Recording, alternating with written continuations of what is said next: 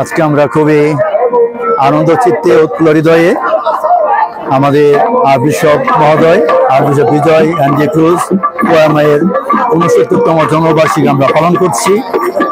আমরা ঈশ্বরকে ধন্যবাদ জানাই তার এই ভক্ত সেবকের জীবন আহ্বান আর মণ্ডলীতে এই সেবা কাজের জন্য, এবং আমরা ঈশ্বরের প্রতি কৃতজ্ঞ। ঈশ্বরকে আমাদের ঢাকা মহানগরের গুরু দায়িত্ব দিয়েছেন এবং তিনি নিষ্ঠার সাথে তার দায়িত্ব পালন করেছেন।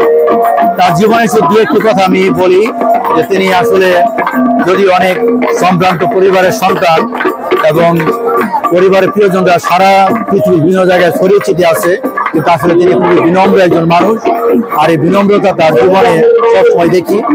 আর দ্বিতীয়ত অনেক দায়িত্বশীল এবং যা কিছু করেন অনেক দরদ নিয়ে করেন, বিশ্বভাবে সবসময় করতে চেষ্টা করেন, এবং এর মধ্যে দিয়ে দেখা যায় যে সবকিছু তিনি তার চিন্তা চেতনার মধ্যে ধর্মোপদেশকে রেখেছেন কিভাবে সবাইকে নিয়ে একসাথে যাত্রা করা যায় এবং সবাইকে নিয়ে কিভাবে ধর্মোপদেশকে আরো নিয়ে যাওয়া যায়।